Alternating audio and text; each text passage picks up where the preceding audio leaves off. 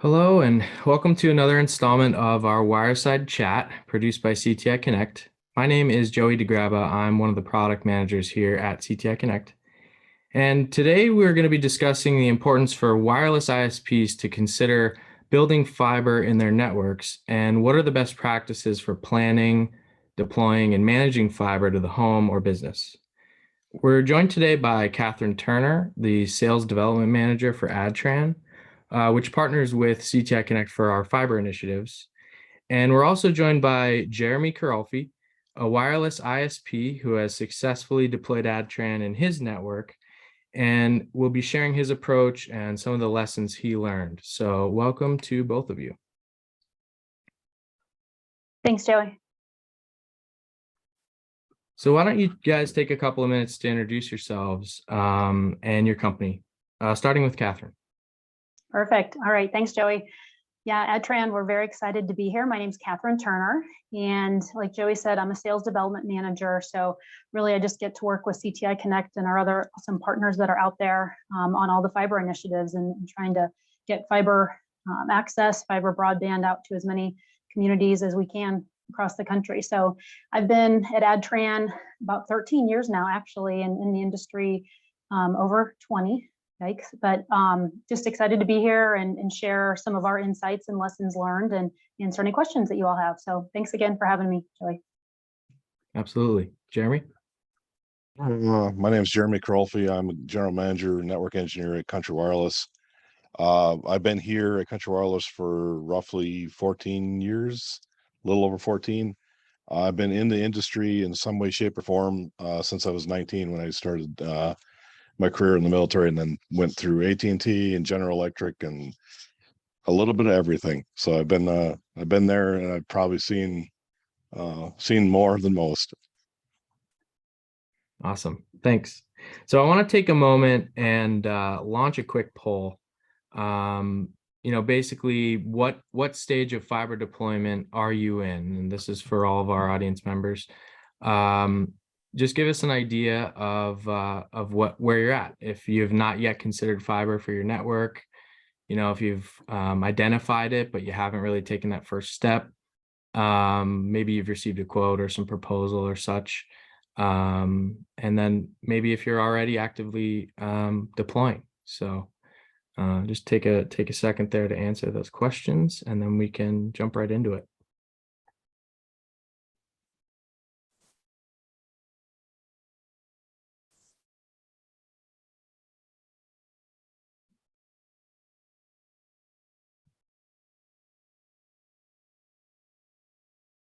Now, I'm not sure if I can share this with everyone, but it seems pretty spread across, evenly spread across all of them. So that's good to know. Oh, yeah, I can. There you go.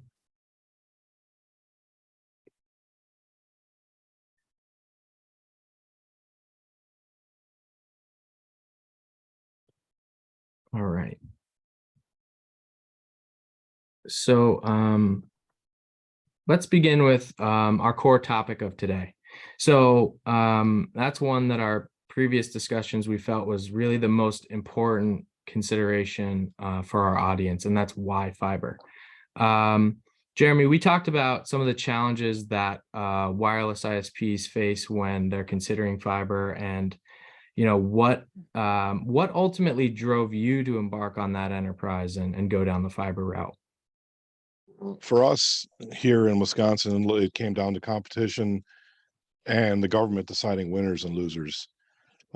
We felt that if we wanted to be viable in the future, we had to have fiber as a tool in our toolkit so that we can maintain and be relevant coming in the future. There's still going to be a place for wireless long term, but more and more the government's choosing winners and losers based on fiber. So that's kind of why we decided to go down that route. Gotcha. Okay. Did you feel like, there was a lot of competition around you as well, kind of building fiber, and felt like that was part of why you wanted to do it? We have many other companies that are coming into the area with fiber as well. And again, it's staying relevant, staying competitive, being competitive in the in the ecosystem. If we don't do it, we won't have a company. So we are kind of forced into it.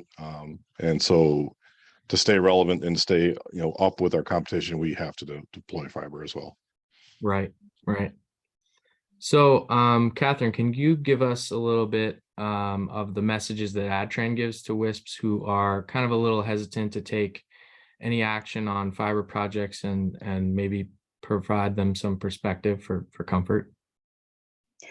No, definitely. I think, it really is an exciting time. Like Jeremy said, the government and the funding, it's kind of the Wild West as well.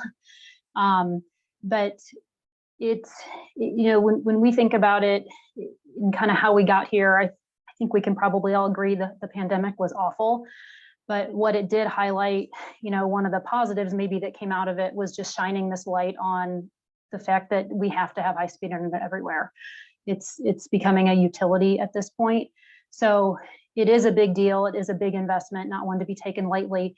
But in terms of really the situation that we're in right now, it's unique because we've all seen these funding programs in the past, right? Where we've lived through a couple rounds of CAF, RDOF, all of these things, and they were these kind of behemoth programs from the federal government. And right now we're in the middle of more funding than ever. But what I think is exciting and hopefully encouraging and maybe comforting to some of the smaller carriers out there is that these aren't controlled solely at the federal level, right? They're administering the funds, but they're pushing them to the state and local level such that local carriers can have a voice and can have some influence. So from Adtran's perspective, it's our number one thing as you're getting started and considering this is don't be shy. Get to know your state broadband offices, pay attention to the funding things that are going on, get on any of the email alerts. There are a lot of things out there that you can sign up for, and take advantage of that, because you don't have to have a three-piece suit and a loft in Georgetown anymore to influence these things. You don't have to be on Capitol Hill, and you can use that local presence, I think, to your advantage. So I think that's our number one thing, is that it's an exciting time. Everyone's all fired up about the funds that are out there. So take the steps and get to know those people that are making the decisions and be a resource for them. They might not know your particular area, your geography, what you're doing, how you're supporting your community, all of those things. That's really important. So anything you can do to get ahead and really make those relationships can help you down the road and help you decide, right, what if you're going to go down the fiber path. So I think that's one of the things that we would offer up there. Right, sure. So, as we get into a lot of these lessons and things to consider, I just want to remind everyone that if they have any questions during the Wireside chat here, please submit them. We'd be happy to take them at the end, and we'll go ahead and address them live here on the show. So don't hesitate to add them to the chat window. So, we've established the importance of fiber really for any wireless ISP. So what are the ideal first steps? Jeremy, can you share how Adtran and its partnership with CTIconnect proved to be helpful in your initial design and how you approached your initial design? Sure. Well, like I said, both companies were extremely helpful to us from the initial, here's my idea of what I want to do. How do I make my dream come true? How do I get my glass in the ground? How do I hook my customers up the way I want them hooked up? And they were able to say, well, you have 4 or 5 different options of models. This option, this is that option. It's up to you how you want to do it. And then they ask questions. What's your long-term goal? Are you going to offer A? You're going to offer B? You're going to have gig? You're going to have 10 gig? And there was a lot of conversation there. Once it came down to physically getting the gear in-house, extremely helpful. Like I said, they will go so far as to have a guy come out and take it out of the box and put it in the shelf for if you have no idea what you're doing. They came out, set the gear up. There was a gentleman here for about a week to help us work through it, ask questions, turn up a couple test PEDs, make sure everything worked, and give you all your documentation you need to make your project work for you. And they're there on the back end if you have problems or questions. Extremely helpful to when I reach out to ask questions. They're always there, usually within a couple hours with an answer. Yeah, that's awesome. That's great. So Catherine, can you share what Adtran's kind of suite of resources are to help any end user to get started? Because like Jeremy said, everyone's approach is a little bit different. Maybe in addition to what Jeremy may have utilized, can you give us an idea of how Adtran kind of helped maybe some other folks? Yeah, no, I'm glad to hear Jeremy had a good experience with our services. So I think Jeremy, you probably used the resident engineer service that we offer. So that can be a week or more. We can do that on site or remote.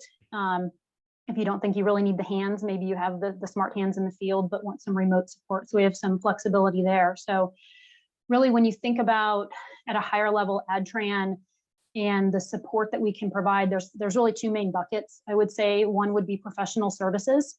And that can be anything from consulting, engineering, helping you lay out the network, things like that.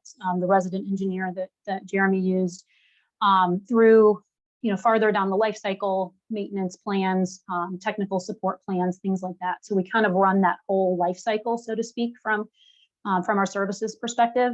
And then I guess the other bucket that I should mention would be the software as a service, right? So some folks only think about that. Okay, do I have somebody in the field to physically install it for me and doing those types of more hands-on, working in the systems type work?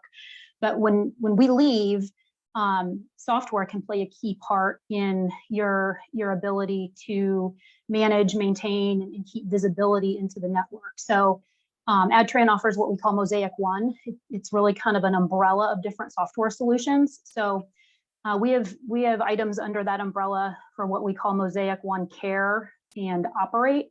So things like that can really influence and improve your ability to support the network, have visibility so that you can get ahead and proactively identify issues, really help your customer care, anybody that's managing that call center, be able to quickly identify and look inside the network to understand what's going on. So those things kind of farther down the path, once you're through the initial deployment, can really help just maintain and keep costs down of that overall network operation. So those are the two, I think, probably main areas that that could apply to folks that are listening in here, I think.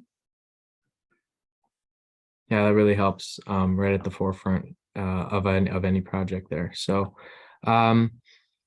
let's turn to the importance of investing properly in the appropriate technology.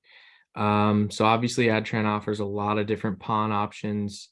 Jeremy, in our previous discussions, we kind of talked about the approach you took specifically with 1 gig PON versus 10 gig PON. And can you just share with our listeners how you utilized, all of Adtran's options there to kind of best fit your needs in your network?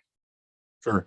So what we did, and after looking at the prices and the ROIs on everything, we opted for what's called a combo PON. So it can do the 1 gig or the 10 gig option. And it's for us, that met our needs of growth. We don't need 10 gig today, but I'm sure in the future we will. And if we're buying this electronics or buying this gear, we're going to do it once. It makes no sense, at least for me, to spend twice. I'm just going to get the gig, the gig cables or 10 gig cable, sorry, right away. And then, if we need it, and we're starting to build out a couple communities, and we've already had a couple businesses. Okay, say, hey, we need a 10 gig circuit, and I never would have thought we would have been there, but I did obviously made the right decision there. But it's all on your business model and what your ROI is on stuff. For me, like I said, I'd like to be future proof. I don't like to buy stuff twice. Right. Yeah, I think it was a recent webinar, Catherine, you guys did, and you kind of asked the audience where they found themselves in terms of gig. And what was really interesting was a huge amount, maybe even 60% of the people were at like the 25 gig. That's what I need, kind of realm. So it's amazing, where I think people think the future is going in terms of gig capabilities. So, Catherine, can you kind of elaborate on, the benefits of combo PON that Jeremy arrived at for the end user, and kind of other ways that you're seeing WISPs, future-proofing their networks in that way? Yeah, I mean, Jeremy's thought process and decision making there is exactly the conversations that we're having with WISPs everywhere. It's tempting to just go with the 1 gig to start because it's kind of an easy choice, but we like to think that the combo it's almost like you don't have to make a decision because you get both. So the combo solution really is kind of a jack of all trades. And I think the number one reason that folks are going with it are exactly what Jeremy did, right? Is to make that one-time investment, that one-time install, et cetera, and be ready for the next, the next speed that's needed. So, I mean, in terms of combo PON, some other aspects that maybe folks don't consider, Jeremy talked about the differentiated service. So maybe you're passing some businesses as you're building out to a subdivision. 10 gig, like Jeremy said, is going to be much more common in the business environment than residential. So that enables you to pick up some pretty high revenue targets along the way. Again, all with the same card. 1 card, 1 port, 1 fiber, 1 gig, 10 gig. So it's pretty convenient in that way. The other part would be more the operational side of it, right? You're selecting one solution, so you don't have to stock other spares. From a maintenance perspective, training, things like that. It's one solution, regardless of 1 gig or 10 gig. Just swap out some of the optics and you're good to go. Or I should say on the ONT end, but I think those are the main things. The only other caution I would say is just, all combo PON isn't created equal. So just make sure you're asking some tough questions as you're considering combo PON. There are some solutions out there that use an external coexistence element that kind of has to combine that 1 gig and 10 gig and then uncombine it. So that's one more device to maintain, install, et cetera. But you get a distance hit. It can cost you up to 20% of your distance. So those are things you really have to be aware of as you're planning your network, especially in a rural environment. 20% can mean a lot of, can mean some significant homes passed that you're, that you would need to consider. So just some questions to ask as you're working through those decisions. Yeah, and I think that falls back on our previous topic of kind of your design and rolling into how you approach your design. So understanding the technology kind of falls into how to plan the design, and Adtran can help with any of that. So great. So Jeremy, in our previous discussions, you kind of stressed the importance of having a business plan and, just to sustain long-term growth in this world where, the next fiber competitor is right around the corner. Can you talk about how you plan accordingly, kind of now that you're rolling with your deployments? Yeah, well, so we're rolling out our first whole community, and we have 920 homes in this community we're doing right now. And as I'm doing this and, going down the path with all the craziness that goes with it, I'm already looking at 3 or 4 other communities that I want to target this year or even next year, because there is no fiber there now, and I want to beat the next guy to it. So I'm actively looking at areas that are high revenue sources that we already have a presence in with our wireless system, and I can build my fiber over myself and keep my presence in there, keep my tower there for my wireless customers that are out in the country, and still pick up the revenue source that is in town, because we already have a presence there. We already have a good name there. Everybody knows us, and we have most of the town already on wireless, and the fiber is just another way to make sure we keep them. Right. Absolutely. So Catherine, part of our everyday involves, ongoing marketing efforts on kind of the channel side. But Adtran has some software tools for the end user to assist in some of those growth potentials, and can you kind of discuss what those are?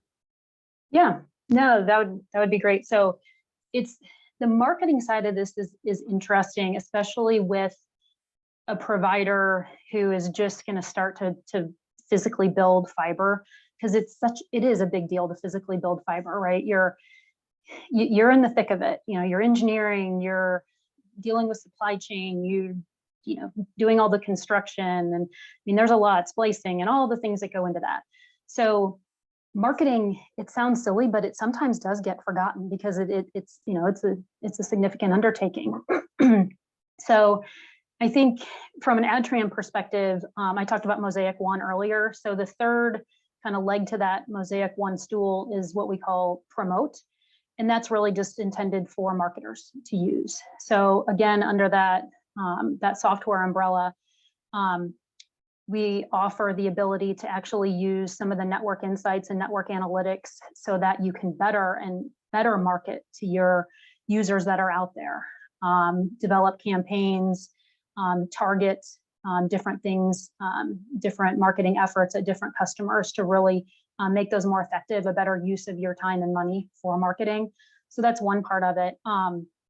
The other part that is very unique, and it's so simple, but it's pretty ingenious, is just this ability that we have to actually tie the fiber availability and service provider to the real estate market through, I think we've all dealt with MLS, right? If you're going to go look at a home, you have the MLS listing and it says your electricity comes from here and your gas service is from here.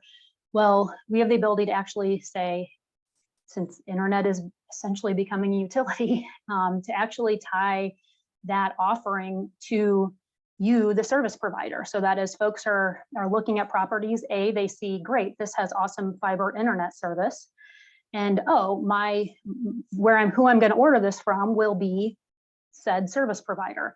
So in terms of just getting farther upstream, it's an amazing tool to really capture those. As soon as somebody moves in, they should hopefully be calling you because you've been tied to that particular property from day one. So that's one of the newer offerings that we're rolling out, but it's proven to be very, very effective. So especially with those greenfields, those new builds, it's a really good way to get your name out there. Let the real estate agent do the work for you. Yep, absolutely. It's so interesting because the fiber as a utility is really a true statement, or internet as a utility. I was dealing with some internet issues yesterday, and I'll tell you what, yes, you were. I could, I was dead in the water. So I thought, wow, it's so true. So let's kind of move on to the investment piece of all this. So as most of us know, there's a significant CapEx investment in fiber over that of wireless, and yet there are many funding sources an ISP can tap if they are creative. So Jeremy, we talked about this a little bit, but what do you suggest in your experience to kind of go after some funding? I'll do my plug here for WISPA. So come to WISPA, come to a show, invaluable there.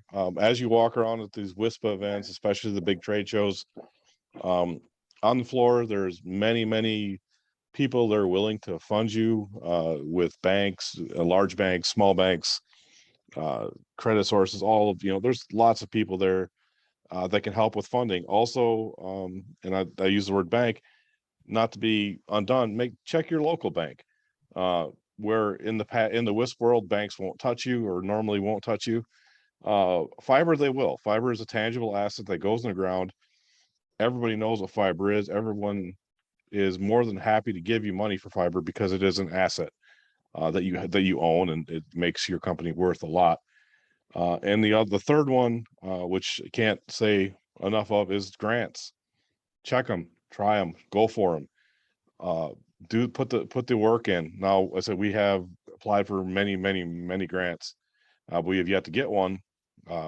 Mostly the big boys take our grant and change the name, and then they get the grant. But don't let them be overshadowed. I mean, they're there. There's a lot of resources that WISP brings to the table to help you get grants. There's a lot of WISPs that have got some pretty substantial grants to help them to fund their builds. Right. Yeah. So,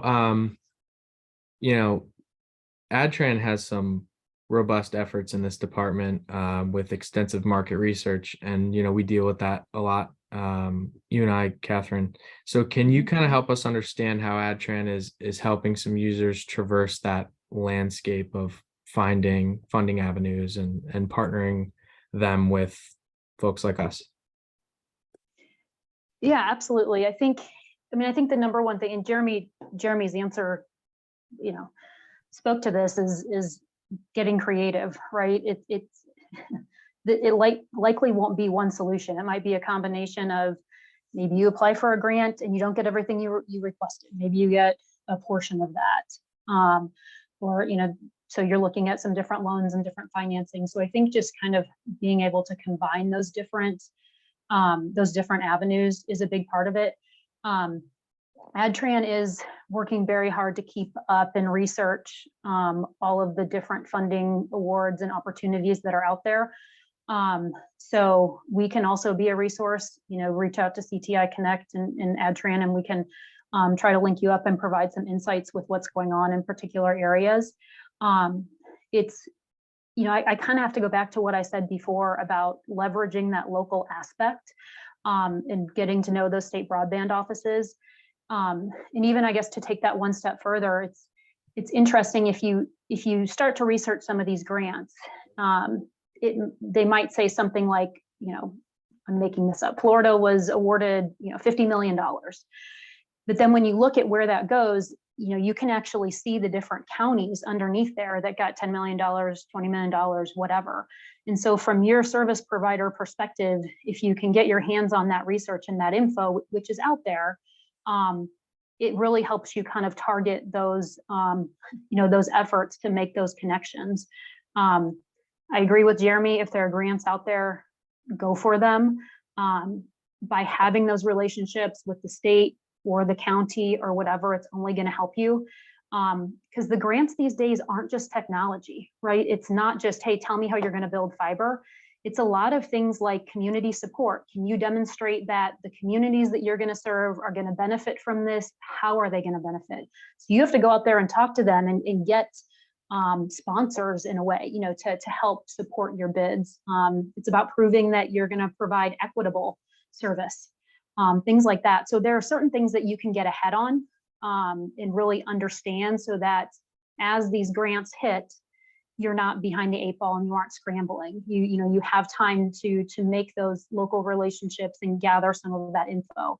But that all starts with that outreach and those relationships that you can build within the state.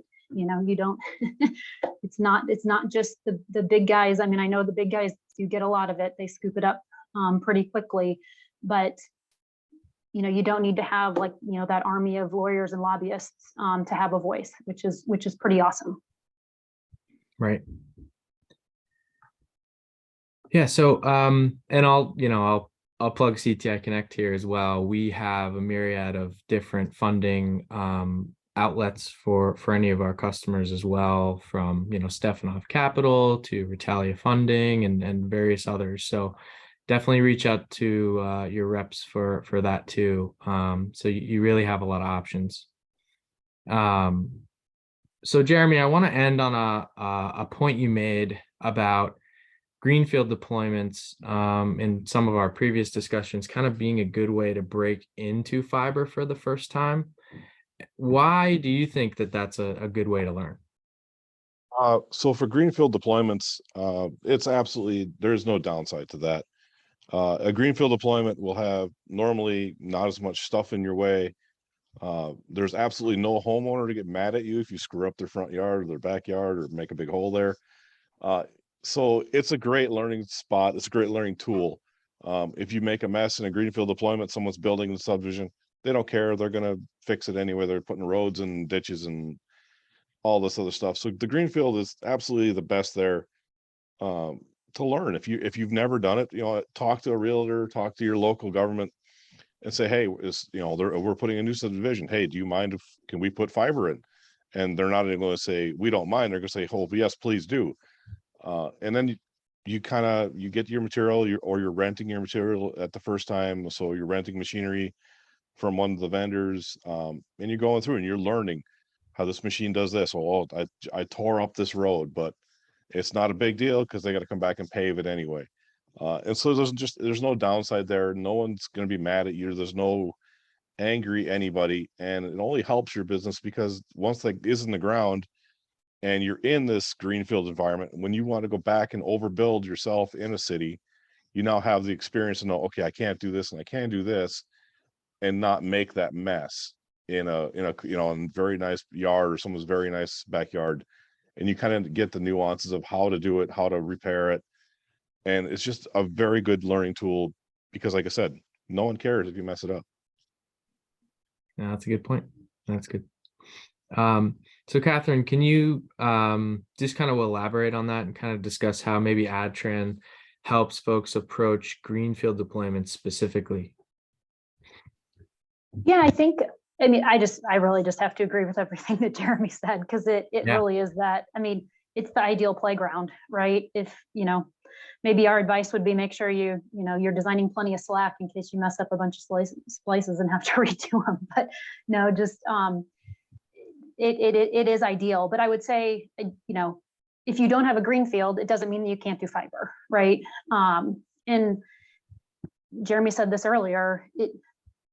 At Adtran, we'd love it to all be fiber, but that's not the case either. There's, the whole wireless fiber hybrid is really probably the best approach for a lot of areas. There are some geographies that just aren't going to work real well for fiber, be it just geologically, what's in the ground, things like that. Wireless is or maybe just not enough density to really justify. You can't get the payback, things like that. So I think wireless and fiber complementing each other versus this like battle maybe that there's been in the past, I think is kind of becoming the new normal, so to speak, which is great. Right. Wherever you can put fiber, go for it, and phase it in. Like Jeremy said earlier, go where you can get that revenue, and then keep funding yourself to keep going from there into, like he was saying, he's going to try to get into several other communities in the next year or so. That's fantastic. That's what you want. He's got his base. He's getting some revenue off of that and growing. So it's a great model. Mm-hmm. Right. Okay, so before we move on to some of the questions we've been collecting, I want to launch another poll, and this one's going to be a little bit more about fiber obstacles. So, we want to really know, what is your biggest obstacle to implementing fiber? Is it developing designs, understanding how the technology works, some of the financial and marketing pieces that we talked about? So just give us your feedback, and hopefully a lot of what we said today helps with that, and then we can kind of reach out if we need. So I'll just give everyone a couple seconds here.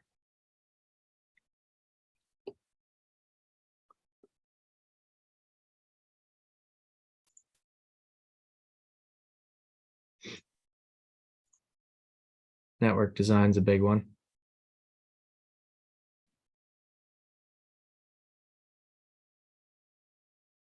I think that is everyone. All right. Can you guys see that? Yeah. So yeah, pretty well distributed, but network design, business plan, big parts of it, all things that we can help with. So looks like we got a few questions here. I'll go ahead and read them off. And, it looks like it's a question about density, customer density. So how many customers in an area do we need to see in order to consider fiber? So that might be one for Catherine. I don't know if there is, you know, a disqualifying number, but what do you normally see?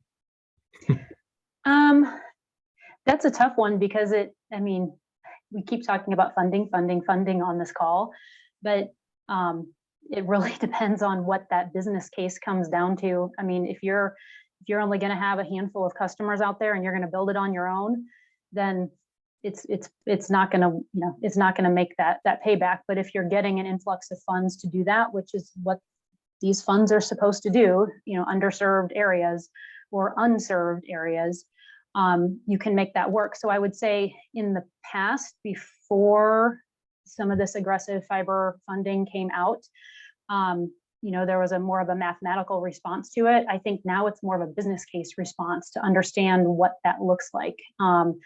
And in some of these areas, Jeremy and I were talking about this the other day, you're going to take a hit on some of them, right? It's not going to be dense, and you're going to build fiber out there for not very many. But the overall build is going to, you know, the others that you got as you pass, you know, as you built out and you passed them are going to balance it out. So I mean, my response is that it really more comes down to the economics of it, potentially. And like I said earlier, wireless may end up to be the right choice for some of those, and that's perfectly fine. Mm-hmm. Jeremy, I don't know if you have other thoughts on that, or if you had a magic formula that you used. No, I absolutely don't. It's kind of just what you said there. It's going to be business case dependent for every business to decide on their own. For us, we're building out to an area that I absolutely know I'm going to lose my shirt on. Absolutely know it. But I'm not building fiber through that area necessarily to pick up those customers. I'm building fiber out there to support my wireless infrastructure. And because I'm passing these homes, I'm going to pick them up along my way. And so that's another part, is if you have wireless infrastructure, as we get more and more and more bandwidth demands, we've come to the point where we say we have to have fiber. Well, I could, you know, hire somebody just to run it, or I could do it myself. And then I can run past, and there's 5 subdivisions along my way. Well, no, I'm going past there anyway. I have no, you know, I'm not building the fiber from a ROI status to pick these customers up, but I'm doing it for myself and my wireless customers. But at the same token, since I'm going past, I'm going to pull those customers in. And the ROI, some places, like I said, it makes 0 sense. It makes no sense. But am I going to do it? You betcha, because I need it to support my wireless side. Right. That actually segues kind of nicely into the second question that we have here is, are the fiber networks usually fed from a wireless backhaul? Given that, Jeremy, your network is a hybrid network of wireless and fiber, I'll let you take that one. And in my experience, it's a maybe. There's not a good answer there. It depends on where your network is, how far removed from your primary network that what your fiber build is going to be. But at the end of the day, that backhaul has got to be able to support what you're putting to your customers. So if you're having a 10 gig PON system, you better have a backhaul that can support 10 gig. And that says fiber. You can do it wirelessly with a whole pile of stuff stacked together. But at the end of the day, you know, your fiber is the most reliable. And if you're going to all the expense of putting fiber in the ground and getting fiber to the home, you want that rock solid. You don't want those people saying, oh, this fiber junk, it sucks. This company sucks. If you're putting fiber in, my advice is get a piece of glass to that site from a solid spot. Hook it to your main network, hook it through, and I'm going to say this with knowing that we have problems with them once in a while, hook it through a third-party company like a Charter or, you know, one of those folks. Hook it through, use their, you know, leverage their network to get back to your network, and make sure it's rock solid as possible. Me personally, I would never put a fiber network up behind a wireless network. It's just bad in my opinion.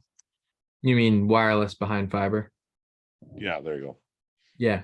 Well, maybe for redundancy, because I think a lot of wireless ISPs who have the knowledge of wireless and move to fiber and being a hybrid network are probably going to have elements of wireless even in redundancy, because the technology might still be there just as like a backup. But definitely knowing where your most critical spots of your network are based on the density and things like that are always things to keep in mind. Looks like we have one other question here. Where does the 10 gig fiber backhaul come from? Local telecom, or is it a distance issue? So I guess it depends on how close you are to those sources. Yeah, for us, anybody who's not familiar, we're dead center of Wisconsin. We're 3.5 hours from everything. You can't get much more, there's nothing around us. So for us, we had to get creative. We ran fiber to another person, and we leased a piece of dark glass from them to get transport over to Minneapolis to one of the carrier hotels. And so we have 2 or 3 pieces of fiber we lease from 2 or 3 different companies to get us our backhaul. And then we have another piece that goes to Chicago. Similarly, we lease 2 or 3 pieces of glass from different sources to make that link work together. And that's sometimes what you have to do. If you're not next to a carrier hotel or not next to a big source, you got to get creative. And the glass is in the ground. If you're trying to get somewhere, reach out, look at the maps. There is more glass in the ground than you realize. And it may be as simple as running a fiber a quarter mile to get from where you end to where they start, and so you can hook together. But yeah, check for glass, and that's your cheapest and easiest way to get those higher speeds to your business. And Catherine, you guys recently acquired Adva in sort of that transport realm. Is that kind of where that would work? Yeah, I think that's what I was going to say, and I really hate to be the funding person on this call, but there is a lot of money out there too for that more of that middle mile. So to build out, because there you recognize if you aren't anywhere close to fiber, you got to build. You got to build to get out to your fiber access. So that's something else, and oftentimes you can dip into a totally separate pot of money for that middle mile. But absolutely, the Adva solutions can help with that kind of that metro edge transport, and help with that middle mile network. So all under one roof, so to speak. Right. Yeah. Okay. Well, I think, Jeremy, if we want to just end on just to kind of reiterate the importance of looking at fiber, just to kind of bookend this whole conversation, could you stress a little bit more the importance of someone who might have fiber being built around them, and really just what they should be thinking, and the importance of it? Sure. So I guess, and not to, be too succinct on the point, if you see someone building fiber around you and you're not doing fiber, you're at a real disadvantage. It's not going to go away. It's not going to not magically work. Fiber's pretty there. I've been doing fiber in my entire adult life since the service in some way, shape, or form. It's only gotten better. So if you see someone doing fiber and you're thinking, well, maybe you should, maybe I shouldn't, if you see them doing it, you absolutely should be doing it. And there's challenges with funding and all of that can be overcome. But if you want to stay relevant and you want to be in business in 5 years, you should be doing fiber, or you should be getting fiber going. Because if you're not doing fiber in the next year or two, come 5 years down the road, you're going to be at a very big disadvantage in the world, if they even exist. Because again, the government is choosing winners and losers, and they've chose that fiber is the winner. And if you're not going to go down that route, they've chosen you as the loser. And the government has more money than all of us together, and they're going to make sure you lose. Yep. strong words, but a real reality these days. And, you know, we're here to help. Just reach out to us and we're here to help with the next steps if you need that. So, that concludes our Wireside chat. You know, basically, reach out to us. I'll just put our, I'll put our contact info here up on the screen here. You know, really appreciate everyone joining us today. Thank you, Jeremy and Catherine, for all of your insight. I think it was a really valuable conversation. I'll remind everyone just to take our survey at the conclusion of this. You'll see a survey pop up, and just give us your feedback. If you need some help, if you need some direction with next steps, we're here to help. Share us your contact info, give us your feedback, and we'll continue to bring these conversations forward in a valuable way so that we can help everyone in the market. So thanks, everyone, and have a wonderful day. Thank you, Joey. Thank you, Joey. Thank you. Bye-bye now.